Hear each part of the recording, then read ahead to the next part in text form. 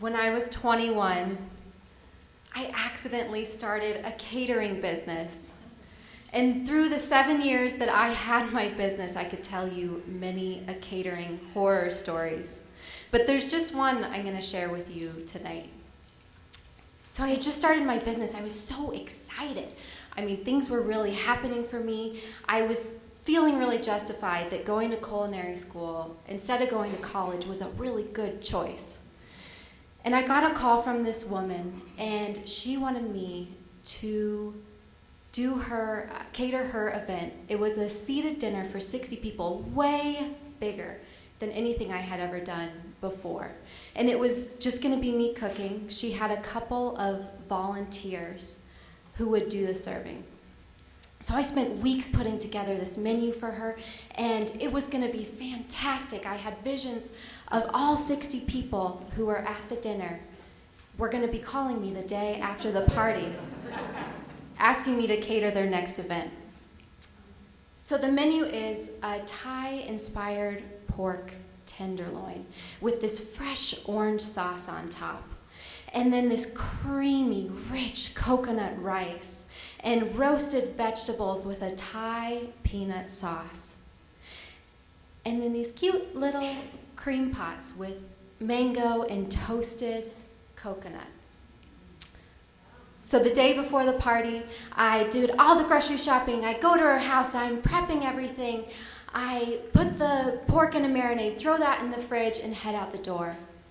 And I felt so proud because I am on top of it. This is going to be a great event. And the next day I roll in and I felt so good. I came in early. I mean, one person cooking for 60 people is a big deal. So I get everything going. I'm chopping vegetables. I'm prepping sauces. I put the pork in the oven, turn on the timer. I got the rice going on the stove. The party is getting ready to start. Ding! My timer goes off. I pull the pork out of the oven, and it looks fantastic. It's this beautiful brown, but it smells a little bit funny.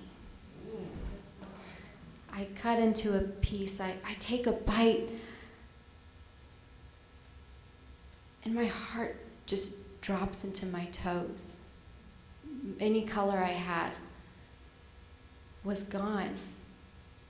It tasted like I was chewing on a piece of fish that had been sitting in the sand under the sun for 2 weeks.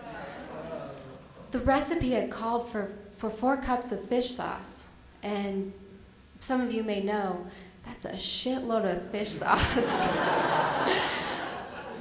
So what could I do? I had to serve it. I mean, I didn't know what else to do. I cut everything up. I put everything on the plates, and I sent it out with the volunteers, and I stood there shaking in the kitchen. And I knew the woman, she's going to come in at any moment and totally berate me. I mean, this is bad. And I look around the kitchen, and I see my food processor. It's the most expensive thing I have in there. So I put it under my arm, and I start walking out the door. And then I remember my car is in the driveway, and I'm parked in. There's no way out. So I go back in. I'm like, okay, I'm 21. I'm an adult. I can take this. And there's glass doors in front of the kitchen out to the patio where everybody is sitting. And I see a group of people start walking towards the doors, and they come in with their plates, and I think, oh, God. And they push their plates towards me, and they say, can we have some more pork?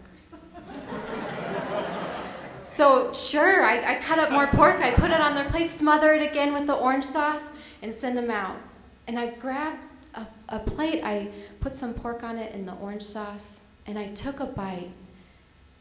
And the catering gods must have been smiling down upon me, because that pork, the pungent of the fish sauce, I know this sounds crazy, but with the tang and the sweetness of the orange, just came together as such a happy accident.